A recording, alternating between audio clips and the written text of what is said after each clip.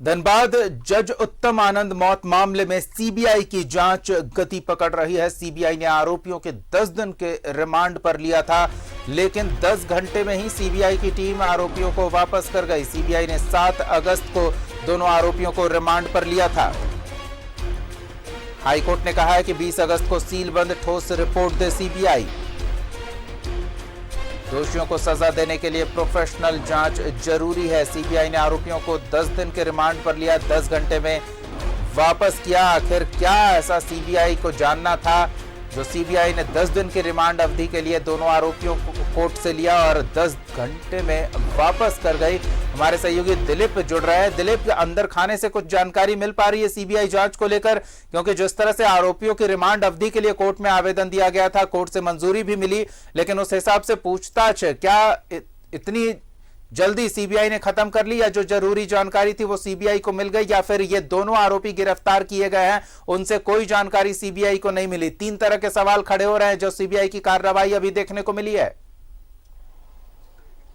देखिए, एक बड़ी बात और सबसे अहम बात यह है दीपक कि इस पूरे मामले पे जब से सीबीआई ने इस पूरे मामले को अपने अंदर में लिया और जब से जांच कर रही है, सीबीआई के अधिकारी पूरे मामले पे मीडिया से कुछ भी बोलने से बचते नजर आ रहे हैं। किस तरह से जांच की जा रही है, कि आरोपियों से क्या क्या पूछताछ हुई, किन बातों को वो अपने जांच में रखे, और जांच रिपोर्ट जब हाई कोर्ट में गया है और जो रिपोर्ट सबमिट की उसको लेकर के फटकार भी लगाया गया सीबीआई को, तो जाहिर सी बात है सीबीआई किस एंगल पे जांच कर रही है उसको लेकर के सवाल उठाना सही नहीं होगा। लेकिन ये कह सकते हैं कि किन किन मामलों पे जांच की हुई है, इसको लेकर के अभी तक सीबीआई के अधिकारी की तरफ से कोई भी आधिकारिक बयान नहीं है। लेकिन जिस तरह से रिमांड पे लिया गया था दोनों आरोपियों को, ऑटो चालक और उसके सहयोगी को, और ये कहा जा रहा था कि जब दूसरी बार रिमांड पे लिया गया तो 10 दिन का रिमांड मांगा गया था, और ये बातें सामने आ रही थी इन्हें दिल्ली ले जाकर के नार्को टेस्ट या फिर जो ब्रेन मैपिंग होता है उसको लेकर के पूछताछ की जाएगी, फॉरेंसिक टीम भी साथ में रहेगी। लेकिन उसके बाद अचानक से 10 घंटे बाद न्यायालय में पेश करने के बाद वापस रिमांड जो लिया था वो रिमांड अवधि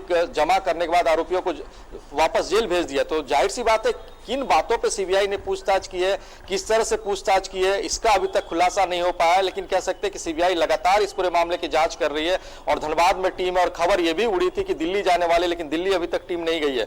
तो कह सकते हैं कि जांच किस दिशा में चल रही है। एसआईटी जब जांच कर रही थी इस मामले में, तो एसआईटी की तरफ से डेली शाम में ब्रीफिंग होता था और वो पूरे मामले को स्पष्ट तौर पर मीडिया के सामने रखते थे, किन किन बातों को लेकर के वो जांच कर रहे हैं। हालांकि उनकी तरफ से भी जांच में क्या बातें सामने है वो खुलासा नहीं, और सिर्फ उसी ढर्रे पे सीबीआई की जांच चल रही है। और किस तरीके से जांच चल रही है, आरोपियों से क्या क्या पूछताछ हुई, उसके लिंक कैसे खंगाले गए, क्या ये साजिशन हत्या थी या फिर हादसा था, किसी भी बिंदु पे सीबीआई की तरफ से कोई बयान नहीं है। हाँ, जब आरोपियों की रिमांड पे लिया गया था तो उसके बाद सीन रिक्रिएट किए गए थे, फिर से लोकेशन पे पहुंचकर जांच की गई थी, और तमाम उन इलाकों में जांच की गई थी जिन इलाकों से एडीजे उत्तम आनंद मॉर्निंग वॉक के लिए निकलते थे।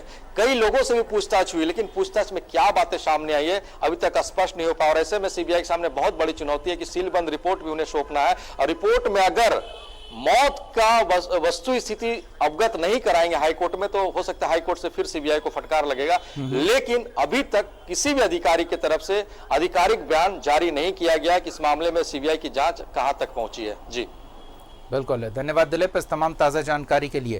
तो सीबीआई मामले की छानबीन में जुटी हुई है। 7 घंटे में आरोपियों को पूछताछ के लिए जो टीम ले गई थी उसे वापस लौटा दिया गया है। इस मामले में और भी ताज़ा जानकारी मिलेगी तो हम आपको उससे अपडेट कराते रहेंगे।